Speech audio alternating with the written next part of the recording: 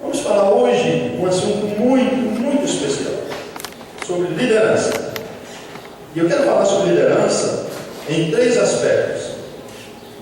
E eu quero começar, em primeiro lugar, com um texto bem diferente do que vocês poderiam imaginar. Primeiro, livro de Crônicas, capítulo 12, versículo 32. Alguém leia para nós. Primeiro livro de Crônicas, 12, 32.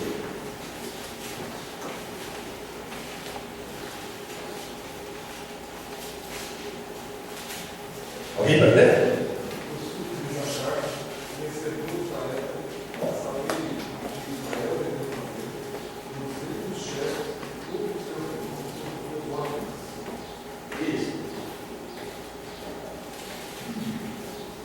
Não é um texto diferente? Os filhos de Zacar, conhecedores da época.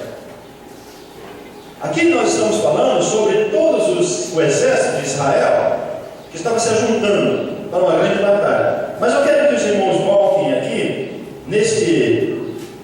para lermos alguns versículos somente, que eu vou chamar a atenção dos irmãos nesse texto. O primeiro que eu quero chamar dos irmãos é no versículo 24. Versículo 24. Quantos soldados apareceram ali?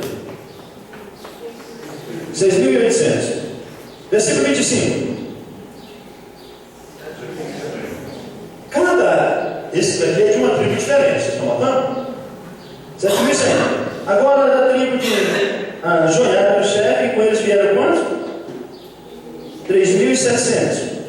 Zadok veio quanto com eles?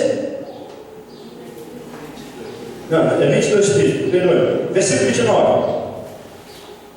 De Benjamim? 3.000. Do 31. 18.000 de Zebulon, versículo 33. 50.000 de Naftali. 37.000. Isso. De Dan, versículo 35. Agora o versículo 37, do outro lado do Jordão. 120.000, vocês notaram? De cada tribo dessa eram milhares. Agora, de Zacar, quantos?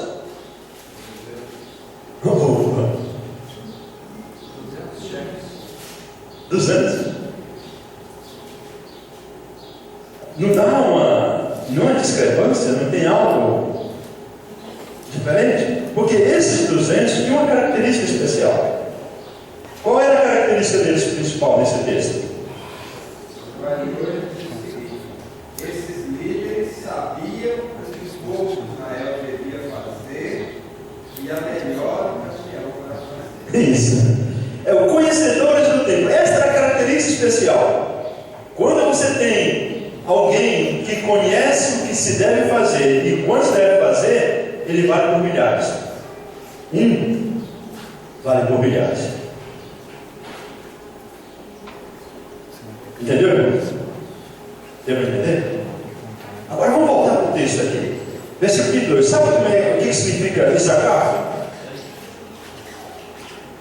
Isacar significa aquele que trará a recompensa. Aquele que vai conquistar a vitória. Aquele que vai receber o pagamento. Isacar significa aquele que vai trazer a recompensa. Então esse que vai trazer a recompensa era um povo, era a tribo que tinha pessoas que eram conhecedores do tempo, ou entendidos da ciência dos tempos. Conhecedores do tempo, irmãos, são aqueles que sabem interpretar o momento em que vivemos. Não há nada pior do que alguém que está no século passado vivendo nos dias atuais. E não há nada pior, mesmo que algumas pessoas admiram, de alguém que vive no presente, mas que está adiantado na sua época. Normalmente essas pessoas são criticadas. Elas sofrem obstáculos. O importante é termos pessoas que discernem o momento, que sabem o momento, que que conhecem o momento. E são essas pessoas que trarão a recompensa. São essas pessoas que trarão a vitória. São essas pessoas que terão o poder. Então, 3 aspectos que eu quero chamar a atenção aqui. Primeiro, aquele que vai trazer a recompensa é aquele que conhece a sua época. E meus irmãos, princípios não mudam, mas a aplicação do princípio muda dependendo da época. Princípios são eternos, eles não mudam, mas a manifestação desse princípio muda. É cultural a manifestação. Deixa eu pegar alguém aqui bem sisudo. Não tem ninguém mais sisudo do que eu. O cara fechado do que eu não sou. Eu nem caio nessa. Faz assim com o seu dedinho. Dá seu dedinho. Agora vamos passear nós dois. O que vocês já sabiam de 2 anos, 2 homens andando de dedinho segurado assim? Né?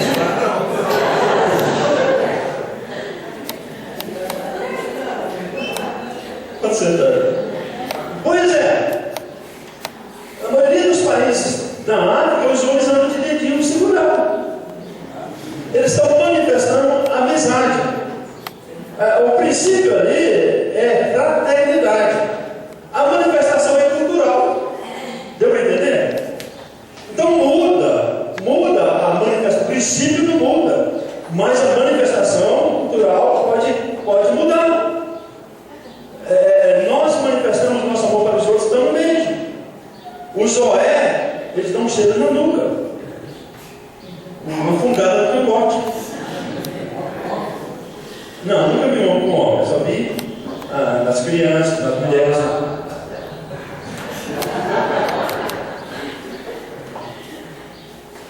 Então nós precisamos de pessoas que decidam, que conheçam, que entendam do tempo. Uma pessoa que é assim, ela é líder.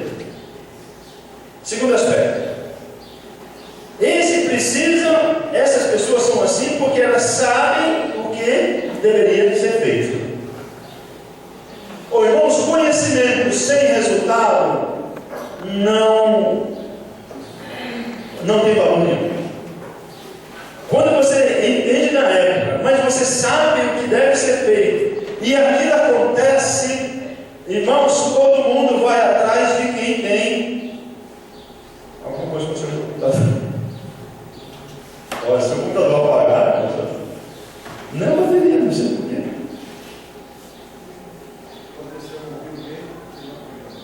Isso aconteceu com o Bill Gates? O que foi? Voltou. E se pegasse o imposto, você deveria. Segunda característica de um líder é saber o que você deveria fazer. Você sabe o que mais nós encontramos em líderes nos dias hoje, nas igrejas dos irmãos do nosso movimento, é que não sabem o que deve fazer. Nós temos muitos irmãos que são líderes, mas simplesmente estão parados. Eles não sabem o que deve ser feito nos dias atuais. E sabe, quando você tem pessoas assim que não sabem o que deve fazer, ele vai ter dificuldade com as ovelhas, com os liderados, porque todas as vezes que você tem alguém que sabe o que deve ser feito, aquela pessoa vai atrás. Pessoas vão atrás. Não importa o que ele está fazendo, mas ele sabe o que quer, as pessoas vão atrás. Se você tem alguém que sabe o que deve ser feito e que está fazendo, haverá pessoas atrás dela. Isto muito bem ilustrado naquela história do contador de história, um filme americano, que alguém saiu do caminho correndo, e ele corria, e de repente a multidão, uma multidão correndo atrás dele. Irmãos, não importa quem é, se ele sabe o que quer, tem pessoas atrás. E estas aqui, Isacar, era aquele que traria recompensa porque ele sabia, conhecia a época e porque ele sabia o que deveria ser feito. Em terceiro lugar, por causa disso, você vai ter liderança. As pessoas vão atrás de você. Meus irmãos, um líder, ele só é líder quando ele tem liderança. Um discipulador sem discípulo não é discipulador. Um pescador sem peixe, no máximo, ele é molhador de minhoca.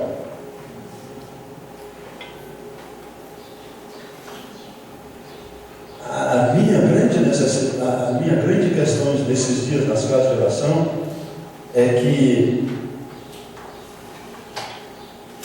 nós temos líderes que não vão trazer a recompensa, não vão trazer a vitória, porque eles não discernem a época, eles não sabem o que deve ser feito e eles não têm pessoa atrás dele. Irmãos, liderança é reconhecimento. Um líder nunca precisa dizer: eu sou teu líder. Ele exatamente é líder porque as pessoas vão atrás e falam assim: o que eles devem fazer? As pessoas perguntam para ele, ou simplesmente as pessoas estão olhando para ele fazendo o que ele está fazendo. Quando alguém fala assim: aqui quem manda sou eu, é porque ele exatamente não manda mais nada. O marido, quando fala em casa isso, porque há muito tempo ele perdeu a autoridade dele. O pai, quando fala isso, ele já perdeu a autoridade. E muito menos o marido. Eu queria abrir o nosso estudo sobre liderança com esse versículo, dizendo que nós estamos precisando hoje em dia de pessoas que têm alvos lá na frente. Você vai trazer a recompensa porque você tem alvo. Você sabe o que virá. Uma igreja que vive somente para viver, que não tem planos, que não tem projeção, que não espera, olha, daqui 10 anos quantos seremos, e daqui 20 anos quantos. Uma igreja que não tem isso, ela nunca vai trazer recompensa, nunca vai alcançar aquilo que precisaria alcançar. E o meu sonho no nosso meio, tem conversado com muitos presbíteros e eles estão perguntando, e é interessante porque está aparecendo esses dias convites para falar para presbíteros. Os presbíteros de Minas pediram para falar para eles, os presbíteros do Espírito Santo, alguns estão pedindo, e mais um outro lugar. Eles querem ter uma reunião para, e aí, como é que vamos fazer? Porque estão sentindo que houve uma perca, não só da identidade, mas dos alvos, dos objetivos. Existem simplesmente para existir. Mas quando você tem a esperança, você espera a recompensa, você entende na época e você sabe o que deve fazer, você vai ter pessoas seguindo. Essa é a primeira característica, eu penso que no nosso meio isto é fundamental. Quando eu vi Angola, o pessoal do Brasil, todo mundo animado com as igrejas do Brasil, todo mundo lá no mundo afora fala das igrejas do Brasil. Mas quando eu vi Angola, eu queria dizer para os irmãos a questão da população de Angola. Proporcionalmente, o Brasil está umas 10 vezes atrasado na Angola. Proporcionalmente. E a gente todo chega, quantidade de crentes, realmente não são 10%, são 18% que nós estamos atrás deles. Eles são mais. Bem, eu tenho uma data aqui, não vou falar, eu esqueci qual que é. Outro texto que eu quero chamar a atenção de vocês, vamos para Êxodo 18, versículos 13 a 27.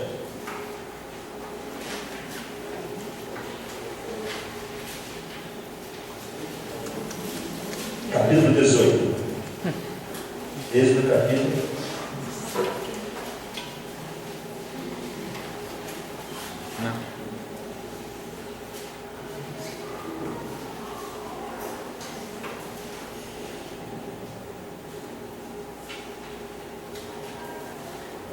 13 a 27. Esse é um dos textos mais conhecidos. Ele foi escrito nada mais nada menos há 4.000 anos atrás. E esse texto fala sobre um princípio muito claro de liderança. Algumas pessoas têm cometido um equívoco muito grande quando diz que Moisés não tinha nenhuma experiência para liderar o povo, por isso que ele estava fazendo daquela maneira como ele estava fazendo. E isso não é verdade. Moisés foi treinado aonde? No Egito. Ele foi treinado para ser o quê? Foi treinado para ser um líder. Foi treinado para ser faraó. Ele era filho da filha de faraó.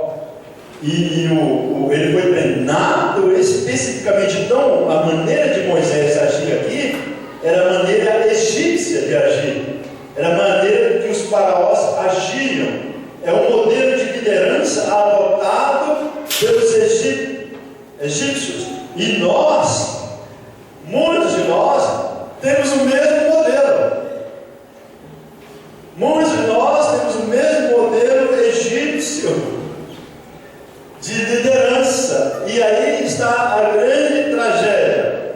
Então Jetro aparece na história. Jetro é algo muito interessante. Ele era adorador de um Deus que não era o Deus de Israel. Ele era um Deus pagão. Aí alguns dizem que aqui ele se converteu quando ele viu, escutou da história que aconteceu lá no Egito. E como? Porque Moisés narra para ele o que aconteceu. E aí ele louva ao Deus de Israel. E naquele momento Moisés poderia ter se convertido. Moisés não, Jetro se converteu. E Jetro vem e chama a atenção de Moisés. E aí, qual era o modelo de liderança que Moisés tinha? O primeiro modelo de liderança que Moisés tinha era centralizador. E eu quero chamar a atenção para alguns versículos. Versículo 14. O que nós encontramos no versículo 14?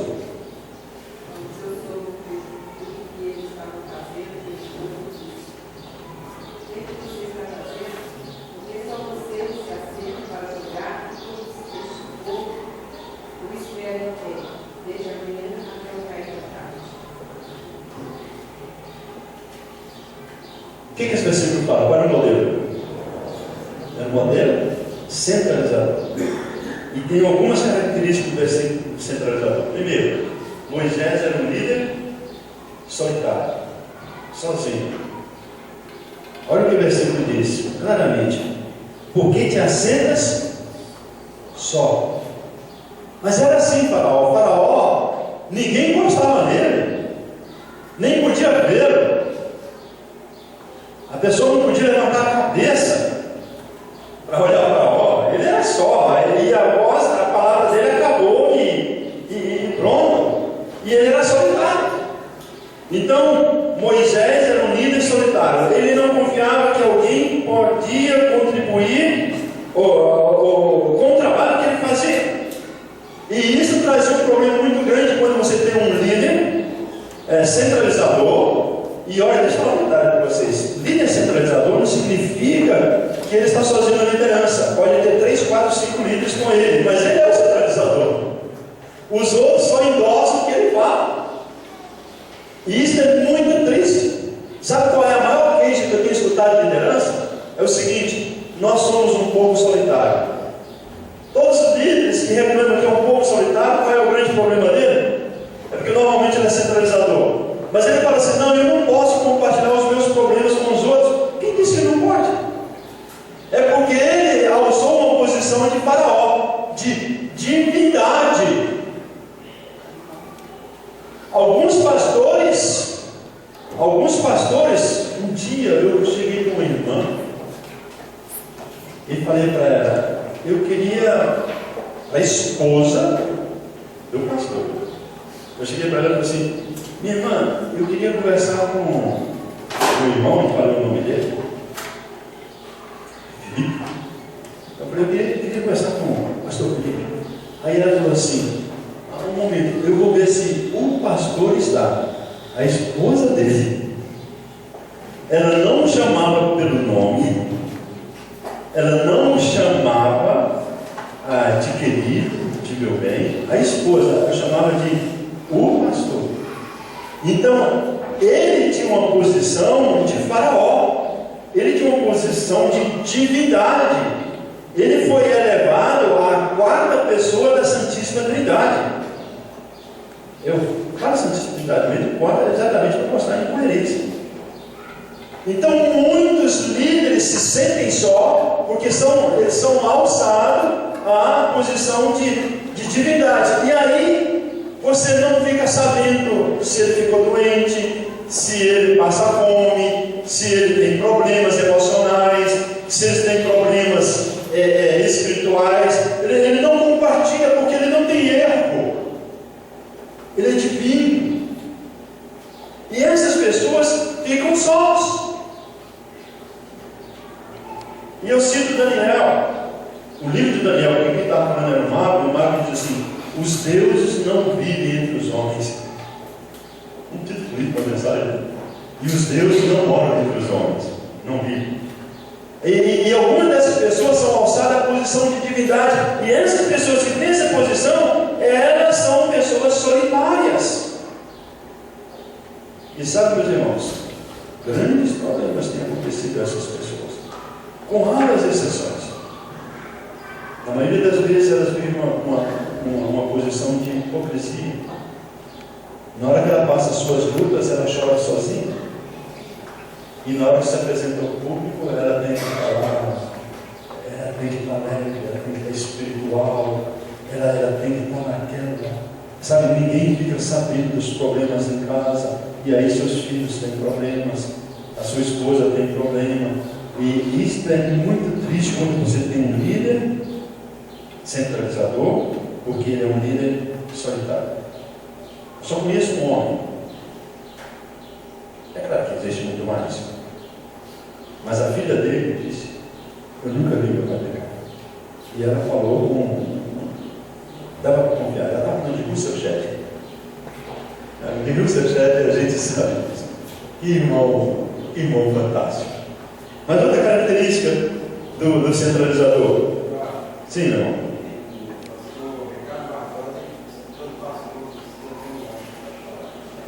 Isso, eu gosto, eu aprecio o Ricardo Barbosa. Ricardo Barbosa é um homem que tem que estar do lado dele. A gente tem que escutar Ricardo Barbosa. Ele acaba com esses orgulhos, ele acaba com essas divindades que aparecem por aí. Um dia desse ele pregando, eu e Nasci fomos escutá-lo. Ele falou assim: não tem nada mais que humilha a gente do que um casamento. O casamento nos coloca no lugar. E eu não sei o que ele falou aqui naquela noite, não tenho a mínima ideia do que ele falou aqui. Nós fomos para o aniversário da Igreja Presbiteriana Independente. Aí eu me arrumei assim, desse jeitinho. Eu não estou bem arrumadinho, irmão. A minha esposa falou assim: meu bem, coloca a gravata e paletó. Falei: não precisa, eu vou assim. Não, coloca a gravata e paletó. Eu não escutei minha esposa.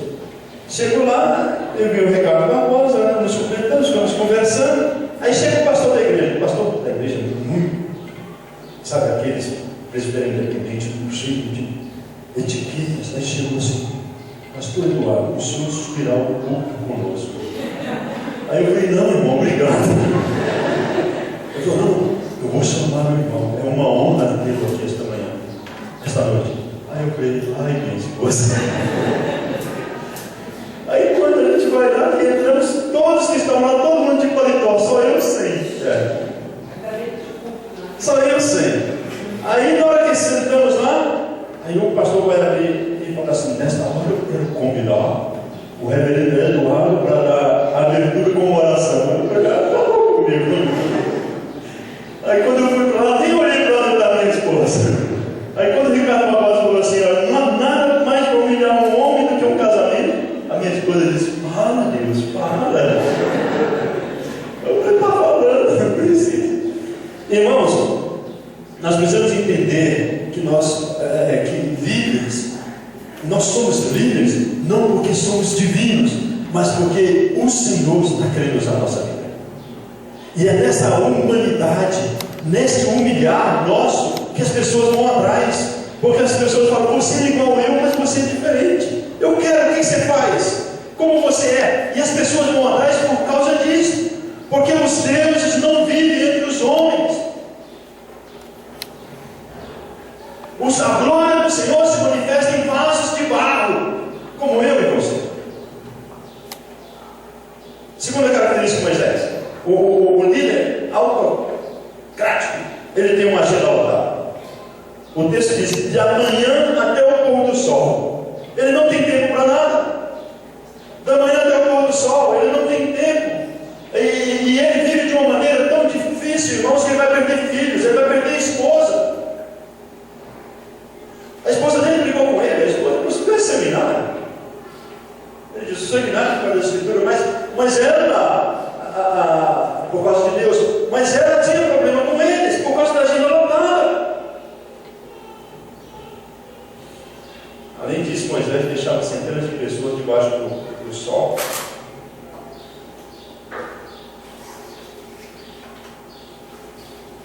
A liderança de Moisés, autocrática, irmãos, ela é deficiente. Por que é deficiente? Me permita dizer por que é deficiente. Olha só o que diz no texto, versículo 14. O povo de pé aguardando ser recebido. Mas quanto tempo Moisés tinha que dar para cada um? Está entendendo? Não tinha tempo de sobra. Não dava tempo de sobra. As pessoas não conseguiriam ser atendidas todas. Eu faço isso quando vou no banco. Quando tem 10, 15 pessoas na minha frente, aí eu calculo. 3 minutos para cada um. Gente, vai dar 45 minutos. A gente pode fazer isso. Então, esse momento é um modelo deficiente de liderança. Em quarto lugar, é um modelo estressante. O gênero fala: você vai se acabar. E vai se acabar. O líder autocrático vai se acabar. E sabe, irmãos, muitas pessoas gostam disso. Por exemplo, eu sou presidente da missão. E chegam irmãos que vêm fazer perguntas para mim. Eu falo: não, eu não sei disso não. Como você, presidente, você não sabe disso? Ninguém falou isso. A única coisa que parece comigo é minha esposa. Mas eu não preciso saber de tudo. Preciso? Não preciso. Quanto é que custa uma resma de papel? O irmão não comprar papel lá no quarto? Irmão, eu não preciso saber disso. Senão você não tem tempo para nada. Senão você fica simplesmente acabado. Então, é um modelo estressante. É um modelo, em quinto lugar, é um modelo que vai prejudicar a família. E um aspecto muito interessante que eu preciso destacar, embora foi tocado na campainha, que é um falso conceito de espiritualidade. O povo vem consultar a Deus por mim. Olha o que Moisés fala: o povo vem consultar a Deus por mim. Muitos irmãos se acham a única pessoa por quem Deus vai falar, e esqueceu do sacerdócio universal dos crentes, e esqueceu que Deus nos trata individualmente. E estamos nesses dias quando Deus fala a Ezequiel: o pai vai ser julgado pelos seus pecados, e o filho vai ser julgado pelos seus pecados. O pai não vai ser julgado pelos pecados dos filhos, e nem os filhos pelo pecado do pai. É individualmente. Eu sou apaixonado por essa verdade escriturística. Sabe por quê? Porque meu irmãozinho mais simples, ele tem a mesma posição que eu tenho. É a mesma posição que qualquer um tem. É porque o Senhor que fez isso. O Senhor nos levou. O único Senhor é Jesus Cristo. Irmãos, é um falso conceito de espiritualidade. O irmão não orou por mim, então Deus não vai me abençoar. Irmãos, não sou eu que abençoo, é Deus que te abençoa. Ou alguém chegou para mim: irmão, ora para mim, você tem oração poderosa. Eu falo: não, quem tem oração poderosa é o Senhor, não sou eu. Irmãos, agora muitos gostam disso. Eu conheço pastores, eu sei de histórias de pastores, irmãos, que as pessoas olham para ele e se ele não abençoou, acabou, foi amaldiçoado. Isto acontece nas falsas religiões e é em Israel. Nós vemos em Israel o Senhor chamava atenção para isso. Irmãos, é um falso conceito de espiritualidade que nós precisamos tratar com isso. E hoje o que mais tem, domingo que vem serão as eleições, e muitos terão voto do cajado. Sabe o que é voto do cajado? É o candidato que o pastor determinou que vai, que é para votar. Não é cabeça, não é cajado, né? Cabeça é quando é de político, quando é de coronel. É o pastor, é o cajado. Vota nele, senão não vai ter minha bênção. Irmãos, quem faz isto são os líderes espiritualistas e não espirituais. Segundo lugar, Moisés, com falso conceito de espiritualidade, ele tinha um sentimento de onipotência. O povo vem consultar a Deus por mim. Se eu não falar nada, não faz nada. Se eu não disser, não acontece. Irmãos, isso está acontecendo hoje em dia não. Há muito tempo atrás, um dos nossos escritores aí, de uns 2 séculos atrás, 3 séculos, já falava sobre isso, que vai aparecer alguém que vai dizer que é ele, e ele domina. Irmãos, se o Senhor Jesus distribuiu a liderança entre 12, e depois essa liderança foi espalhada entre os presbíteros, por que nós queremos ser como diótrafes? Ter a primazia, ter a autoridade, impedir que pessoas conversem. Eu conheço pastores que dizem com quem a pessoa tem que casar. Você tem que casar com ele. Você não pode ter esse emprego. Agora, aconselhamento pastoral é uma coisa, oração é outra coisa. Isto é bíblico que temos que fazer. Nós precisamos buscar conselho e as pessoas têm que ter discernimento para dar os conselhos. Mas algumas pessoas têm o direito da vida e da morte sobre outras pessoas. Ai, que tristeza. Lembro-me, eu vou contar só para ilustrar. Por favor, me perdoe. Eu fui pregar numa igreja, muito tempo atrás. E aí, na hora do almoço, minha esposa estava comigo. Aí nós fomos no restaurante, estava todo mundo almoçando. Aí já fomos em direção para lá, aquele restaurante aí. Aquela igreja no templo tinha um restaurante enorme. Aí quando nós fomos andando para lá, aí o pastor da igreja foi embora por aqui. Aí tinha uma sala em cima. Nós chegamos lá, tinha garçons e tinha a mesa preparada. Aí aquele pastor falou assim: o senhor, sua esposa sempre aqui do lado. E tinha umas 15 pessoas em pé ali, todos pastores. Aí o senhor senta aqui do lado. Aí eu olhei assim: você senta aqui, você senta aqui. E disse os que sentariam com ele à mesa. Aí quando a mesa foi preenchida, os outros sentaram na outra mesa. Ele escolhia as pessoas que ficavam. Irmãos, me deu uma angústia na alma. Sentimento de onipotência. Tem que correr aqui. Sim.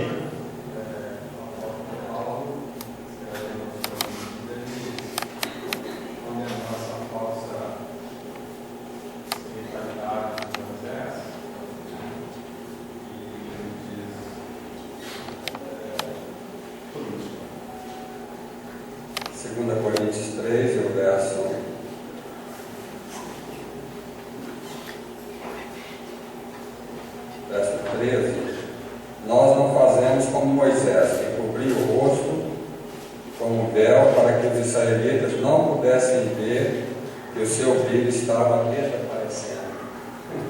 Obrigado, muito bom. Exatamente. Essa falsa espiritualidade. Irmãos, essa posição autocrática, ela provoca tensão, ela é uma atitude errada e gera condenou. Essa atitude centralizadora, ela vai para uma atitude muito grave para a própria vida da pessoa, no aspecto emocional e físico. E aí Jetro faz uma análise muito clara sobre isso, que eu não vou mencionar agora, e eu quero chamar a atenção para a liderança descentralizadora. E eu vou destacar alguns pontos aqui. Primeiro, faça indiretamente, representa o povo perante Deus. Êxodo 18, versículo 19.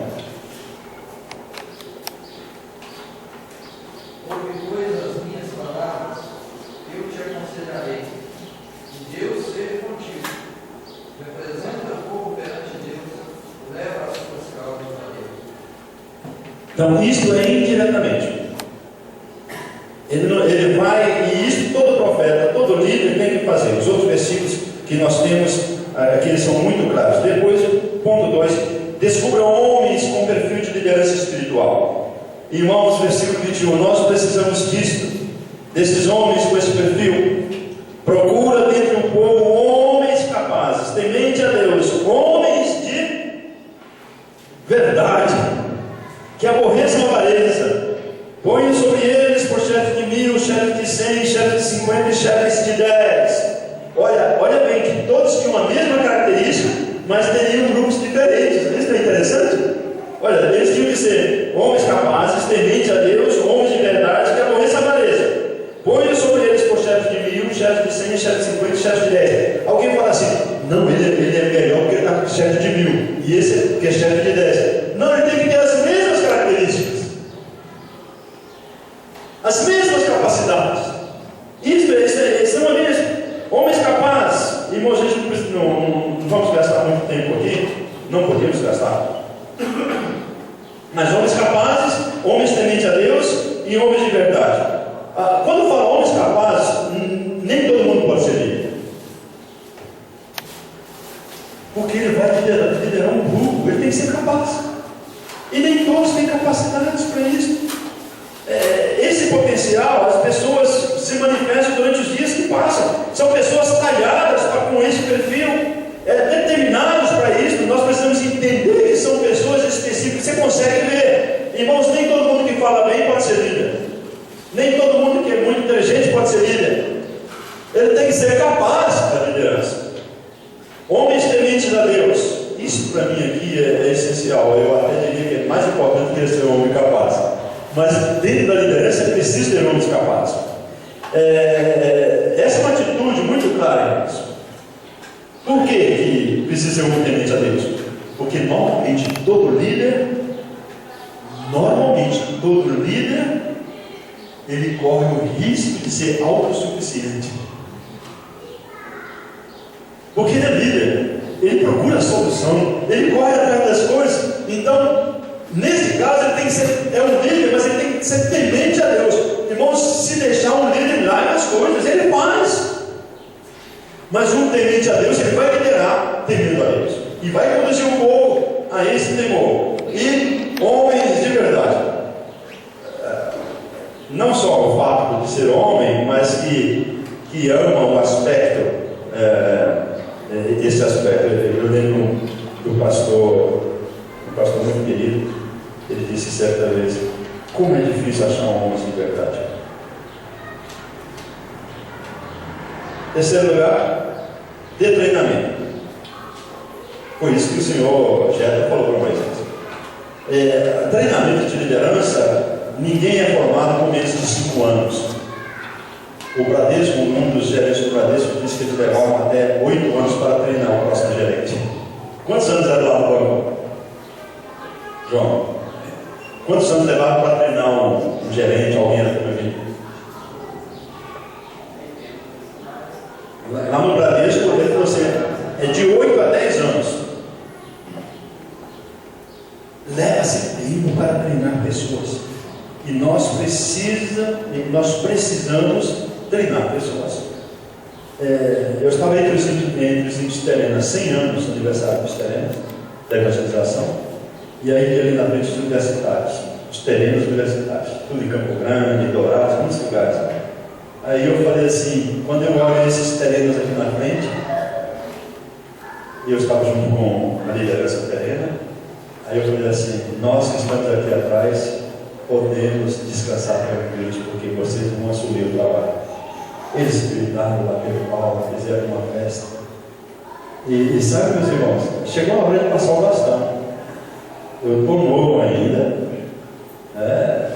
58 anos bem pedidos, mas estou novo ainda, mas está na hora de passar o bastão. Algumas coisas não dá para fazer mais. Então nós temos que transferir a responsabilidade das pessoas e precisamos dar treinamentos para ela. Em Êxodo 18, versículo 20, Jetro fala para Moisés: ensina-lhes os estatutos. O que é isso? No treinamento transfira conhecimento. Transfira conhecimento. Eu aprendi muito com os meus líderes aqui no passado. Seu Alfredo, Antônio, eu aprendi muito com eles, vendo como eles faziam, com a liderança da mocidade. Mas eu me lembro muito do Jaime Nicolas. O Jaime Nicolas, toda vez que eu saía para um evangelismo com ele, ele pedia para eu ler o texto bíblico. Eu li o texto bíblico. Ele pregava e em cima do texto bíblico que ele havia pedido para eu ler. E uma vez ele me deu um esposo com uma mensagem de presente. 4 pontinhos, bem simples. Então o que ele estava fazendo ali comigo? Ele estava me preparando para ser um pregador. Transfira conhecimento. Sim, meu irmão. Não pode ter caixa preta. Não. Nele, porque ele sabe alguém tomar o lugar dele. Eu sei que morrer vai parar. Bem colocado. Nós precisamos, no treinamento, só vou mencionar, nós precisamos transferir conhecimento, nós precisamos dizer como é que ele deve agir, nós precisamos deixá-lo a par de todos os problemas, João, viu? O que está acontecendo, as pessoas precisam saber, e nós precisamos, em 4 lugares, confiar nos liderados. Nós precisamos colocar as pessoas como líder e deixá-las que elas nos levem. Ponham como chefe, eles levarão a carga consigo. Alguém disse no passado: eu faço, você observa. Eu faço contigo, e depois você faz e eu observo. Isso é transferir liderança. Primeiro eu faço e você observa. Depois eu faço com você. E em último lugar, você faz e eu observo. E aí depois eu vou embora. Aí vou fazer com o outro. Encerrando o nosso tempo aqui, deixa eu só ler alguns versículos para vocês. Muito importante. É uma questão que eu acho os líderes do movimento não sabem. Eu só encontrei um nome que sabia isso. Eu quero achar a expressão dele uma vez que eu sou uma ideia. É conviver com a diversidade. Os nossos líderes têm que aprender a conviver com a diversidade. Caso não, se quiser fazer uma casa de relação, Paulo saiu da Europa, esperando atrás, nós vamos ver acontecer o que está acontecendo lá. Ele morreu muito velho, fecha a igreja. Então, o nosso povo precisa aprender a conviver com a diversidade. O nosso pessoal não sabe. Conhecedor do tempo. Eu acho que aquele versículo, a pessoa precisa conhecer o tempo de agora. Porque eles agiam daquela forma por causa da época. O grande problema é que aquela época engessou, mumificou e tentaram trazer para cá. Nós precisamos conhecer a nossa época. Conhecedores da época. E aí entra a questão realmente da diversidade. Deixa eu ler alguns versículos para vocês antes da gente terminar. 1 Pedro capítulo 5, versículo de 1 a 3. Aos anciãos, pois, que há entre vós, rogo eu, que sou ancião com eles, e testemunho dos sofrimentos de Cristo, e participantes da glória que se há de revelar. Apacentai o rebanho de Deus que está entre vós, não por força, mas espontaneamente, segundo a vontade de Deus, nem por torpe ganância, mas de boa vontade, nem como dominadores sobre os que vos foram confiados, mas servindo de exemplo ao rebanho. Estes 3 versículos, para mim, eles são básicos. E quando fala presbíteros aqui, anciãos, estão falando de presbítero. No original é presbítero. E no original significa simplesmente idoso. Presbítero é pessoa idosa. É isso que está querendo dizer. Mas essa palavra foi santificada. Então hoje quando se fala de presbítero não é só um idoso, é alguém especial. Mas aqui ele fala sobre apacentar o rebanho. Apacentar o rebanho é alimentar o rebanho. Claramente isso, alimentar o rebanho e levar para lugares onde eles tenham condições de ficar. Ouvi esses dias e cada vez mais estou convicto. Ovelha, isso quando fala do animal, é o animal mais estúpido que existe. Ele não sobrevive sozinho. Você pode pensar de Deus? Ele é totalmente dependente, irmão. Se deixar sozinho, ele morre. Então precisa alimentar, levar para o lugar onde deve ficar e cuidar das suas enfermidades. Isto é apacentar o rebanho. Depois, não por força, mas espontaneamente. Isso é muito interessante, irmãos. Não por força. Algumas pessoas querem agir por força. Não cuida de ovelha com força. Mas você faz isto com a palavra. As minhas ovelhas me conhecem, ouvem a minha voz e me seguem. Isto é manifestação de amor. É claro, irmãos, nós temos que fazer isso. Em terceiro lugar, mas espontaneamente segundo a vontade de Deus. Liderança tem que ser algo voluntário que sai do coração e você faz com o que você ama. E finalmente, nem por golpe e ganância, mas de boa vontade. Alguns querem ser líderes para ficar ricos. Interessante, né? Nunca imaginei. E as pessoas estão fazendo isso. E finalmente, nem como dominadores sobre os que vos foram confiados, mas servindo de exemplo ao rebanho. Aqui para mim essa palavra é ótima. Mas servindo de exemplo ao rebanho. Eu escutei uma moça uma vez falar: a igreja vai para onde o pastor vai. É lógico, as ovelhas vão para onde o pastor vai. Então o exemplo é que vai dizer que tipo de crentes nós queremos. É a maneira como nós vivemos que vai dizer o tipo de ovelhas que nós queremos. Eu achava isso muito grande, porque nós somos nós não somos uma liderança. Como é que fala? Nós somos plural. Nós somos uma liderança plural. Não, quando eu digo só um pastor,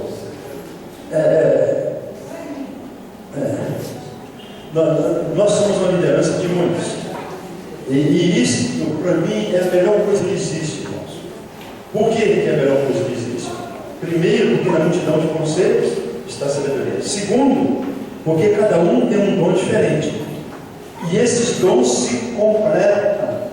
Ninguém tem todos os dons. Quando você tem um líder só, aquela pessoa vai ter que agir administrativamente e não por dons.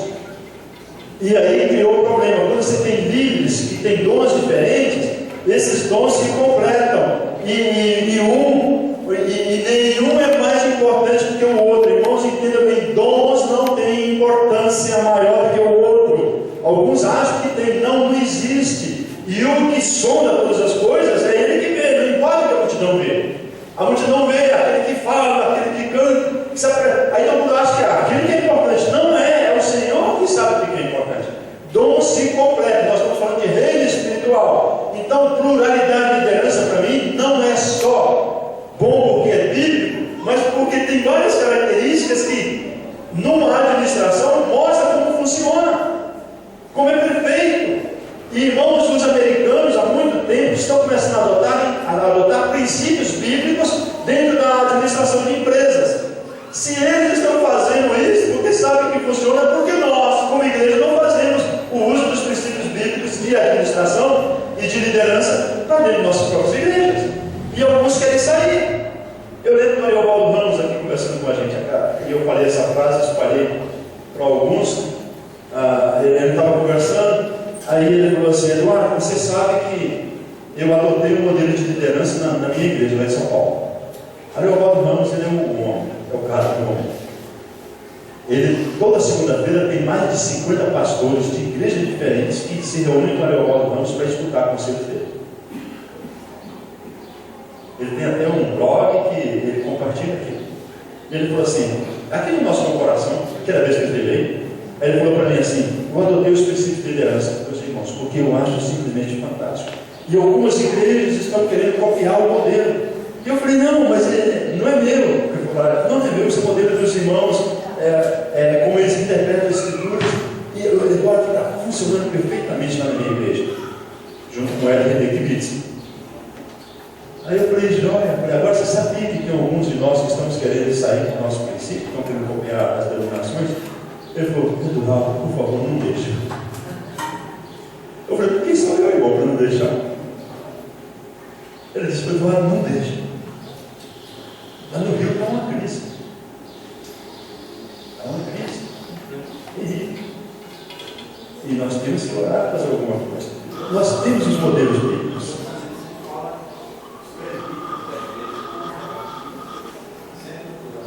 Sempre é plural. A única vez que fala de pastor é como singular, da referência a Jesus. Eu espero que eu tenha respondido algumas perguntas. Eu tenho um esboço da mensagem, eu posso deixar com os irmãos depois, mas ficou aqui pela metade, eu não sei como é que o período teve, talvez pela introdução.